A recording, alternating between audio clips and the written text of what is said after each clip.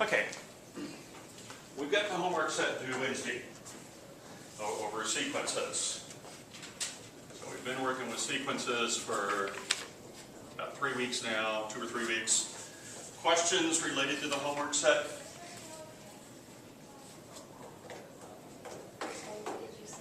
Questions related to the homework set that's due Wednesday? Yeah. Yes. On number 3, do you just want to start in like A and B, B and C, like just write them like that, or is there a certain way we're supposed to do this? Well, I probably need a little bit more than A and B, more like A is a subsequence of B. Because, I mean, so that it's clear which one's the subsequence of the other. Because you should say A and B, that's not quite clear enough which one you think is the subsequence of the other.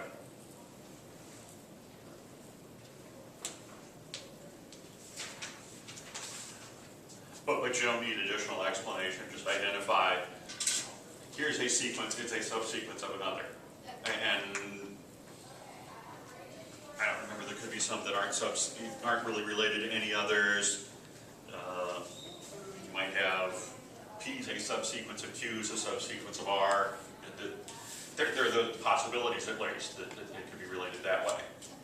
Which I guess also would then make P a subsequence of R. But if you don't, would you write them all out individually then? Would you be counted for not writing all 3 of them in that? Yes, in that case you would need to write all 3. That P is a, Well, you know, I'm saying like if you wrote it all individually, like P is a subset of R, P is also a subset of Q. Like if you wrote them all out individually rather than like P is a subset of R, which is a subset of Q. Like, I would probably write them out individually, Okay. each okay. pair. Cool, that's what I get.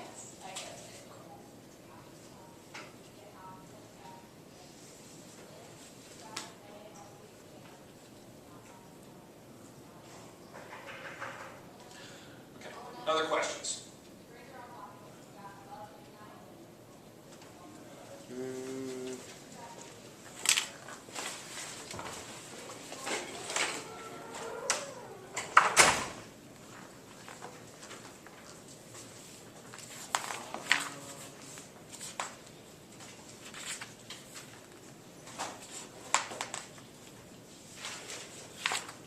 I think I was talking to you the other day trying to find it in here. About number 7, from the definitions, page 63. Okay. So yeah, number 7, we've got a sequence going off to infinity, another sequence we're not sure about, except we do know a little bit about how it's related to the one going to infinity. And so the question is, does the other one go to infinity or not? And if so, prove that it does. If not, give a counterexample. That's all you would need for disproving. If you've got one that meets the hypothesis and doesn't go to infinity, that's enough to disprove it. Just one counterexample. So in a certain sense, for any of our theorems, to disprove them, all you got to do is find one example, this one doesn't work, so that theorem can't be true. Whereas to prove is a lot more involved because you've got to come up with a reasoned argument about how you know this is always true, no matter what 2 sequences you happen to be talking about. As long as the B sub n is headed to infinity, you know the A sub n is as well. That's what this states. And so this one you can kind of figure out which way it's going and why. So I don't know, I'm not quite sure what else I can say. So the hypothesis is assuming B of n goes to infinity and A of n is less than B of n. Yes, there are 2 parts of the hypothesis. And our conclusion is we want to prove that the sequence A sub n goes to infinity, or we want to come up with a counterexample that, well, no, it doesn't have to. It met the 2 hypotheses. The 2 hypotheses were met, and yet A sub n doesn't go to infinity. So we're either looking to prove that A sub n has to go to infinity under those conditions, or here's an example where those conditions are met and A sub n doesn't go to infinity. I guess what really kind of throws me off is that there's not any numbers. You know what I mean? Like it wants us to prove and disprove, but without. And the idea is, I mean, when we have numbers, we can crunch some algebra and work and try to come up with some things. And certainly, the early problems where we're trying to prove a sequence is null, we've got a specific sequence. Number 2, find a limit for the sequence. We've got a specific sequence. Number 4, there's even specific numbers in there. 5, 6, 7 are much more general. We don't have specific numbers. We've got to figure out how do we argue in general, knowing only what we're told about the sequence or sequences, can we reach the conclusion? And that is a more challenging thing to do. Now, what can sometimes be helpful? I mean, if we're struggling with that, let's think of a few specific sequences and just begin to sort of observe what happens there and begin to think, if we're seeing the desired result happen, how do we argue it's always going to happen? Or if we're not seeing the desired result happen, oh, well, there's a counterexample that the desired result doesn't have to be true. So that's our challenge as the problems get more abstract, is how do we even construct a counterexample? I mean, if we find an example where it does work, that's not good enough to prove it always does. But it might help us, and I think probably would help us figure out how we might go about putting some things together. And so that's at least a way to kind of begin to approach the problems. Yes, we're not given specific sequences, but let's just start thinking about some specific ones and begin to experiment. You know, do we think the conclusion has to follow? If the answer is no, well, there's a good counterexample for us. If the conclusion is yes, it does have to follow, think, well, what if some other things changed? Would it still have to follow? Or are there ways we could begin to argue without those specific examples and just argue more in general about what's happening as to why it would have to follow? And that's the idea of any proof, is to show it in general. So, in no other way are A of n and B of n related. So they could literally be any sequence. Mm-hmm. So would a counterexample be me, could it be saying assume B sub n is this sequence and A sub n is this sequence? Mm-hmm. Okay, and B of n, as long as your sequence converges to infinity, and A sub n is less than that. Alright, so I'm just guessing, I guess I'm asking if I can give you an example. Does that make sense? Like make a problem as a counterexample. If you decide this theorem's not true, a counterexample is fine. Okay. If you decide it is true, you cannot justify it being true by saying it worked for this A sub n and B sub n, therefore it works for them all.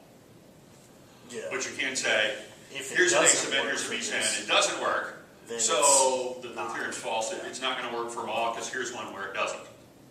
So there is that sense in kind of works that you're going to come to advanced calc. It's a little late to come to advanced calc. I've got a back here. Thank you. Sorry for interrupting. I guess I guess I'm okay if B of n and A sub n do not have to be based off of each other. Does that make sense? I guess I was getting kind of tied up to where like Yeah, the A only sub n is basic like a between the subset two of B is that the B sub n has got to be the bigger one. okay. I mean, we have to meet both the hypothesis that B sub n is the bigger one and B sub n is headed off to infinity. Okay. I can do that. Okay. Sweet. Okay. Other questions related to the homework?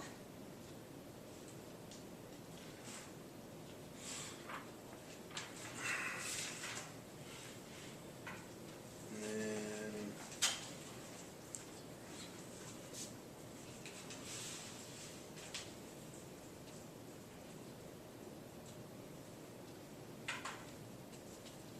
As far as the second multiple choice question, are you wanting us to just guess and check, or is there? I mean, is there specifically? Is there anything you want? Specifically, like, are you looking for a proof, or? I guess when I'm thinking of it, I think of it as like the answer's simple, but then it's like we're in advanced calc. There's no way it's that. Like, he's got to want something else. Like, there's got to be another way. Like, I'm not thinking of this correctly. Well, I mean, I guess you could do a guess and check. I mean, say you guess it's A, you then have to check, is it A? Well, if B really is 7 and works, what does that lead me to? Does that meet all the conditions? And if so, okay, then that's the answer. If not, well, I've got to try one of the other ones. So, as long as you understand the conditions that have to get met in there, yes, you can go with guess and check. But keep in mind, there are a couple things about B that have to be true. It's got to be a positive value of B, it's got to be divisible by 7, and it has to be the limit of the sequence, or give you the limit of the sequence being an integer. So there are kind of those three things that have got to work. They're all the choices they give you are multiples of 7. They are all positive values. It's not at all clear, are they all the limit of the sequence? Or are they all such that the limit of that sequence then is an integer?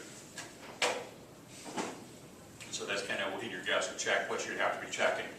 If that value, if B is 7, is that going to give us the limit of the sequence being an integer? And what's the set of integers again?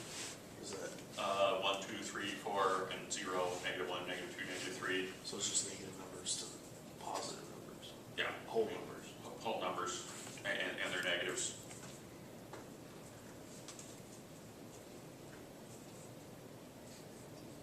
Perhaps in advanced calc, I should be a little bit more offended by the question than just what's an integer. But Hey, I'm just. I'll try not to double-checking. be. No, I'll just we double check. focused on lots of other things. Let's. Kind of forget the simple stuff.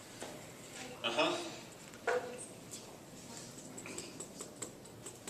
was over at the cashier's office, and there was something about some story that got something in 2008. And like, how long ago was that? They looked at me like, I'm supposed to be able to figure out that? Okay, I guess I am supposed to be able to figure out that, but no, it wasn't really the math I intended to be doing there. Okay.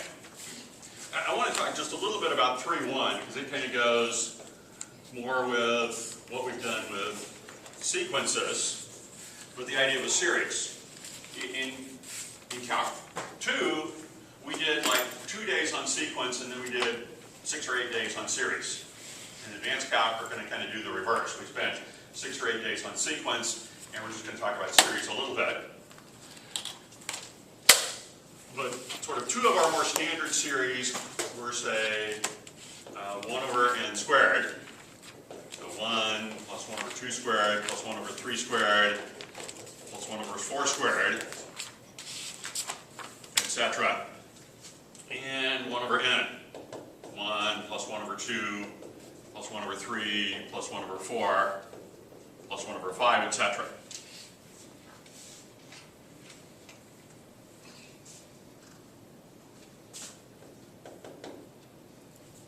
Actually, I'm going to change the notation just slightly. I'm going to call it I instead of n. So we start from the index being 1 all the way to infinity. That's the idea of a series. We're essentially taking a sequence and adding up all the terms. The infinite number of terms. And we were faced in Calc 2 with the question of when does a series converge and when doesn't it converge?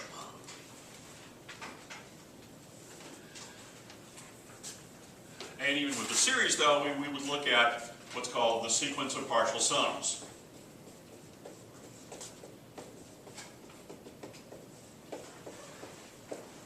S of n, where we'd look at the sum from I equals 1 up to n. squared plus 1 over 3 squared up to 1 over n squared. And this one, S sub n, is sum from I equals 1 to n, 1 over I. So 1 over 1 plus 1 over 2 up to 1 over n.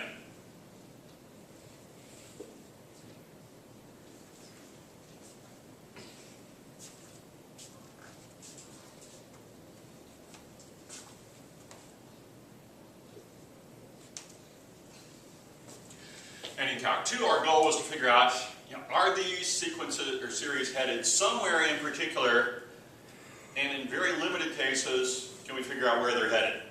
Most of the time, the best answer we could come up with is, yes, they're headed somewhere. And the reason the best answer we could come up with, yes, they are headed somewhere, or no, they are not, really relate to the topic we've been discussing, the idea of the bounded monotone sequence theorem. If we can show that this is bounded and monotone, then it would converge. And if we can show that a sequence is, say, unbounded, well then of course it diverges.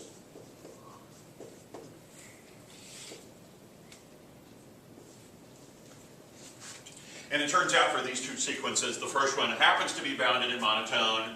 The second one, however, happens to be unbounded.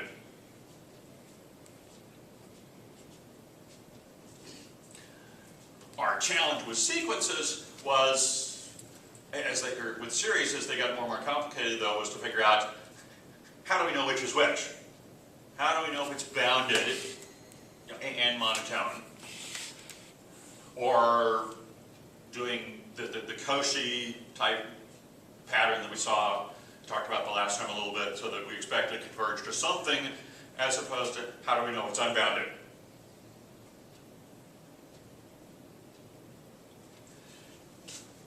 Well, this one, the unbounded one, actually I think it's a little easier to kind of talk about how we would know it's unbounded. So I'm going to rearrange this in a slightly different form. So 1 plus a half plus a third plus a fourth up to 1/7 plus an eighth up to 1 over 15 plus 1 over 16 up to 1 over 31 plus 1 over 32 up to 1 over 63. And kind of keep that pattern going. And there definitely is a method to what I'm doing here. Every new power of 2, I start a new sum. Now, let's see if we can kind of figure out why. I'm trying to come up and decide this sequence is unbounded. Because as people have looked at the sequence and trying to wrestle with, is it converging, is it not converging? I mean, part of our challenge here is, we are adding less and less. I mean, each time we add another term, but the next term is smaller than the term before. So we're adding something not very big. As n gets really big, 1 over n's not much. We didn't add much to what we had before. We didn't add much to what we had before, but much of this whole idea of series is, if you add lots of little things, do you get something significant or not? Is there a point where lots of little things don't make much of a difference? Or is it always the case that lots of little things always is something significant? Kind of have that issue, I guess, maybe as we relate to roommates as well. I mean, you may have a roommate, lots of little issues. Well, there's sort of a balance. I mean, at some point there is a tipping point of, okay, none of these issues are really major. There are just so many of them. I'm sick and tired of all the little issues. And other times it's like, you know, there are 3 or 4 little issues. Fine, I can get by, overlook those 3 or 4 little issues. And you kind of have to balance that of when does a lot of little things add up to something significant? And it very much kind of depends on, well, how much is a lot and how much is a little? Well, that's kind of what we're looking at here especially. So with this, first off, how many terms do I have here? Two of them. Oop, I've got my parentheses in slightly the wrong place.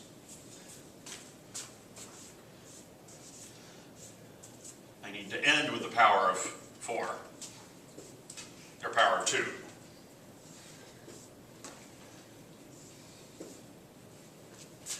There's still 2 of these, right?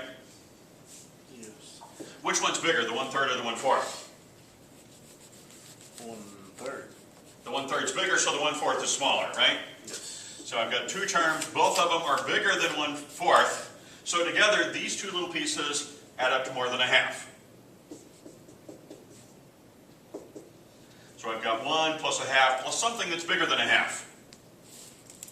What about these next terms? 1/5 up to 1/8.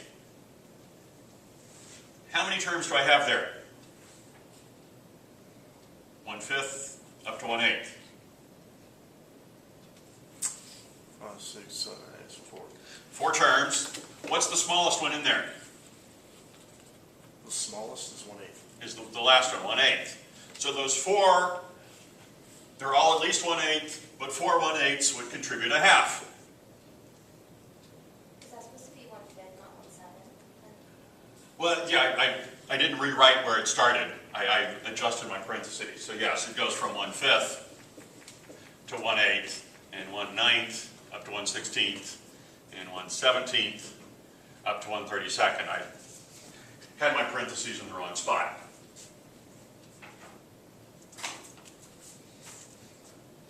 Let's look at the next group, from then 1/9 up to 1/16.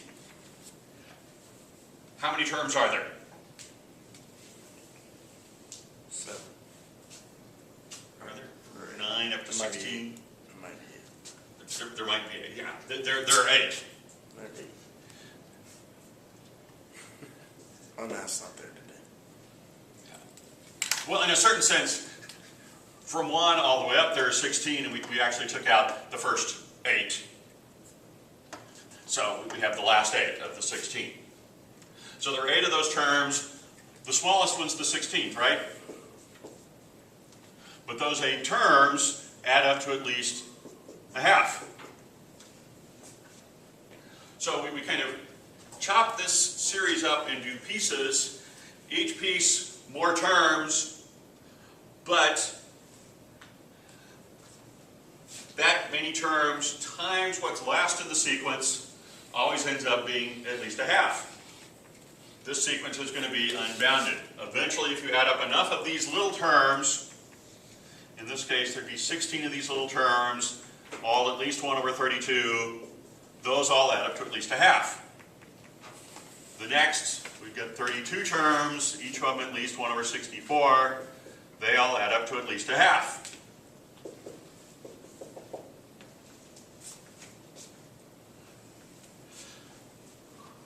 So at each block, we get more terms. They're all a lot smaller, but because there's a lot more of them, we end up with, they all add up to at least a half. They all add up to at least a half, they all add up to at least a half. So we continue adding a half, and a half, and a half, and a half. This sequence would be unbounded. Just do enough terms. I don't even care if you're trying to get up to 2 million. If you keep adding a half, you'll eventually get over 2 million. It'll take a really long time, but you'll get over 2 million if you keep adding a half. You would get there. Don't really want to figure out how long it's going to take. Don't need to figure out how long it's going to take. We will get over any bound you want to use.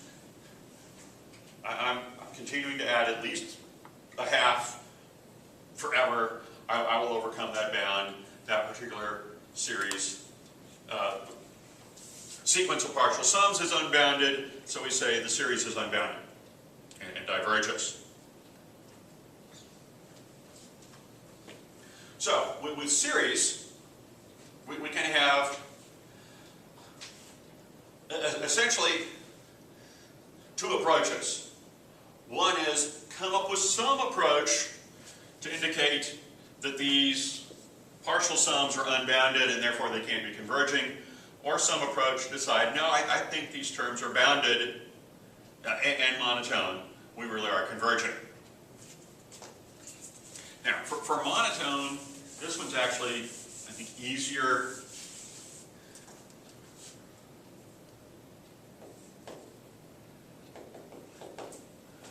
Than a lot of our proofs of monotone, because in a sense the n plus first partial sum is the previous partial sum plus 1 over n plus 1 squared. That's what happens as we move to the next term. We just add in one more number.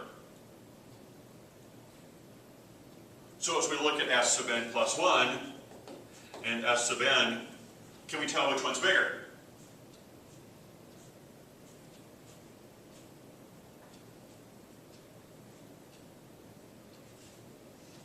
Well, we should be able to.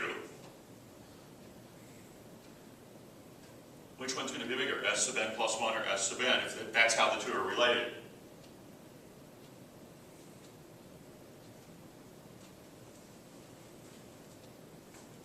Well, we added something to s sub n. Did we add a positive number to make it bigger, or did we add a negative number to make it smaller? We added a positive, so s sub n plus 1, in fact, is strictly bigger than s sub n. At each step, we're adding a little bit more. We're adding a little bit more. We're adding a little bit more. So this sequence is increasing. So it is monotone. If we were to look at the partial sums, they are getting bigger. The question, and where the real challenge in both ways, is to decide, are they getting bigger without bound, or are they getting bigger and actually bounded by something? Is there a bound or not? Because with series, it's a lot harder to just figure out if there's a bound or not. But that's really kind of our question is, are these bounded?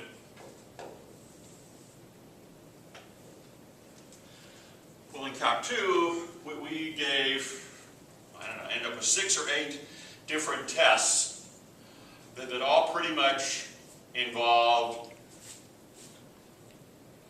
kind of addressing this question of how can we figure out if our sequence of partial sums is bounded or not.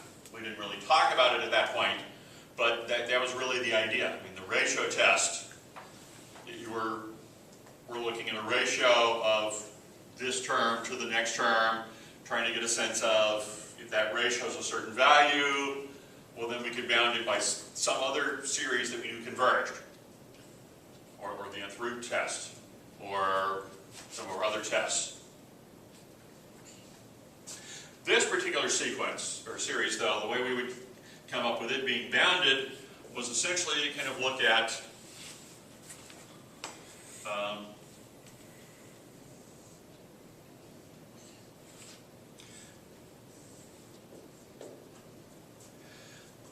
a function f of x is 1 over x squared.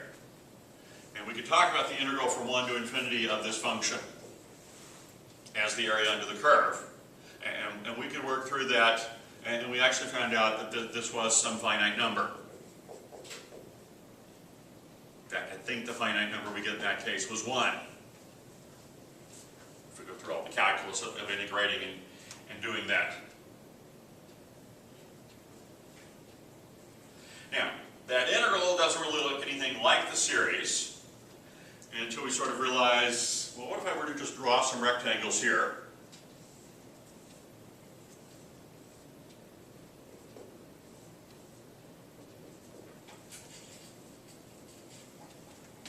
Would you agree that the area of these rectangles is bounded by that value?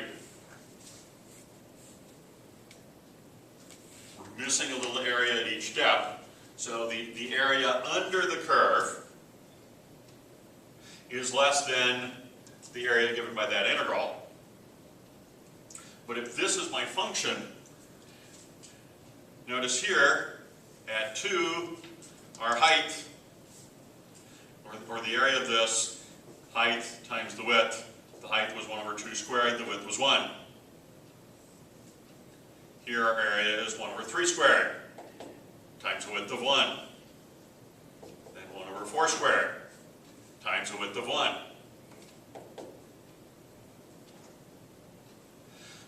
So here the sum from equals 2 on, I guess I'll say I equals 2 on, looks to be less than or equal to that improper integral. We could decide this series is bounded by whatever this value is.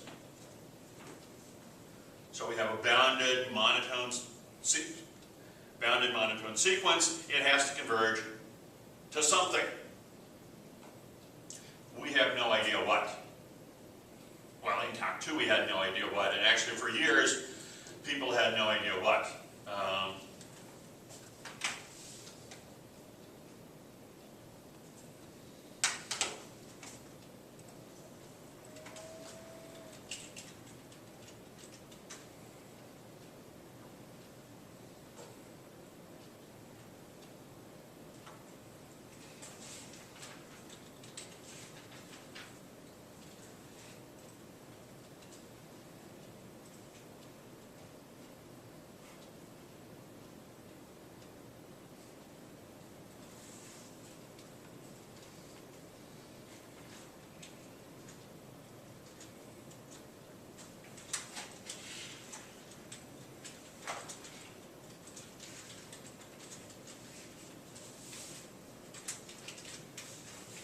If we just kind of ask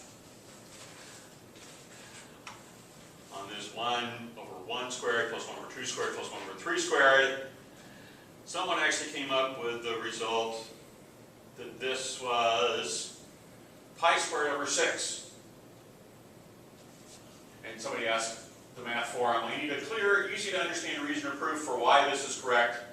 If a simple solution is unavailable, a hard solution would be greatly appreciated. And so they sort of, the response they gave is not a simple solution to that. Yeah, it keeps going, but there is a way to come up with that solution with that.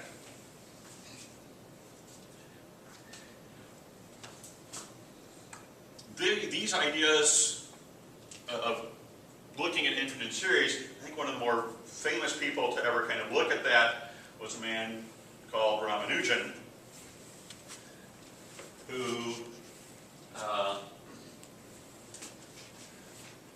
lived to be like 33 or something, grew up in India, was actually fairly poor in India, sent some theorems, had almost no formal training in pure mathematics. He sent some letters to somebody in Great Britain, Thomas Hardy, or G.H. Hardy, and who looked at the formulas saying, nobody could just come up with these formulas out of the air and pass them off as being correct if somehow they weren't convinced they were correct. And so invited them, they did some work, and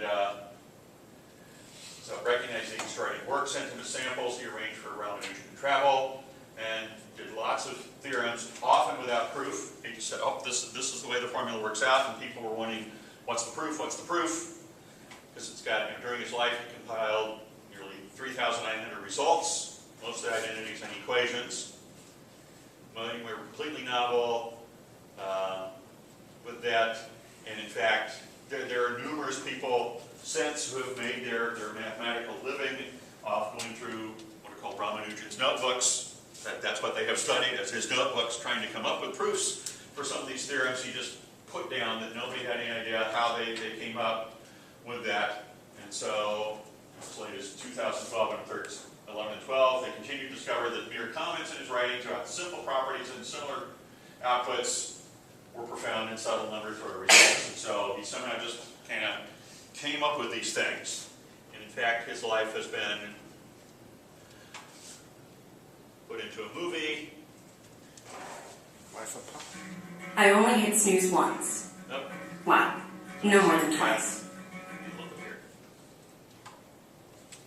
So, The Man Who Knew Infinity is the movie made off his life. So, What do you see?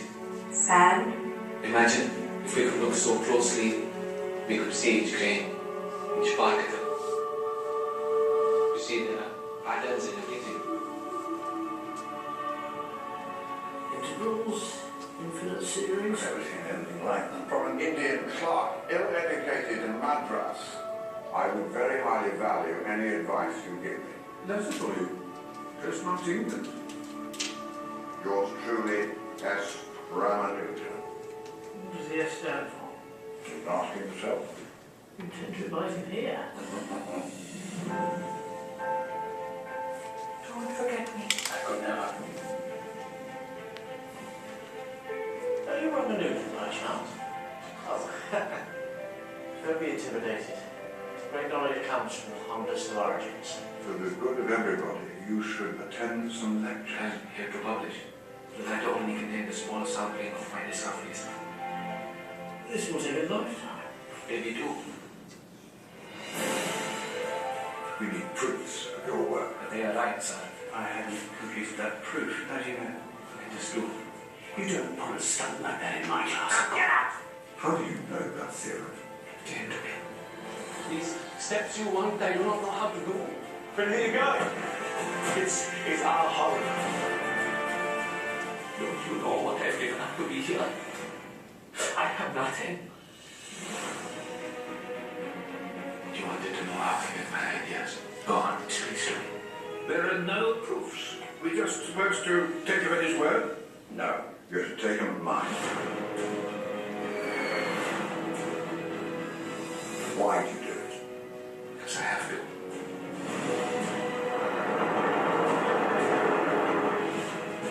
There are no proofs that can determine the outcome of matters of the heart. We are merely explorers of infinity in the pursuit of absolute perfection. I owe you so much. No, no, no. It's I who owe you.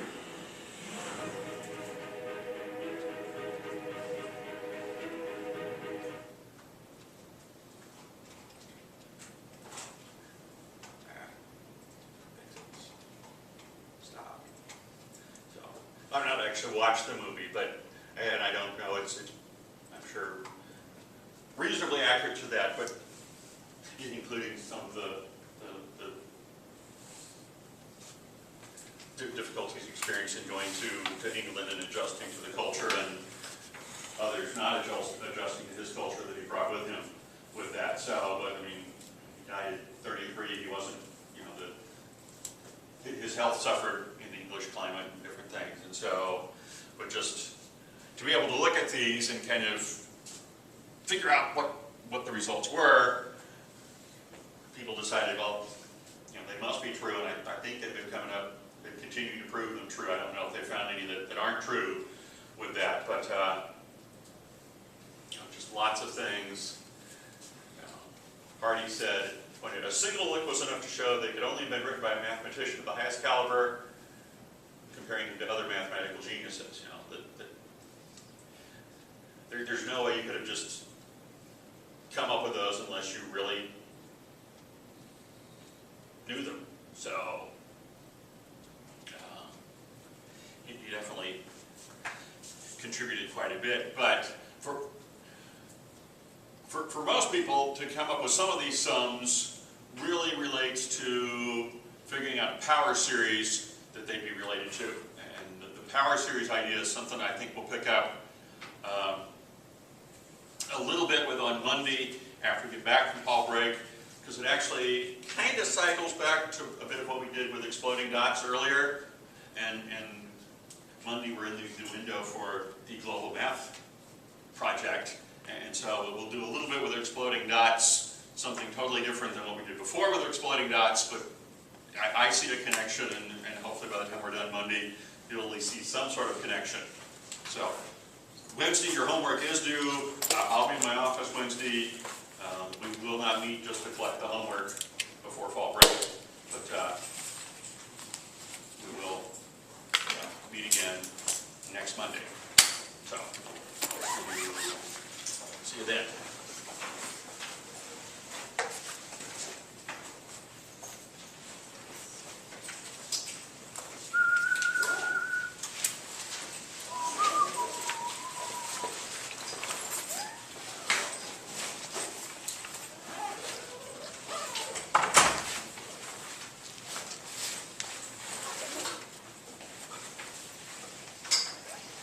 You said you'll be in your office when?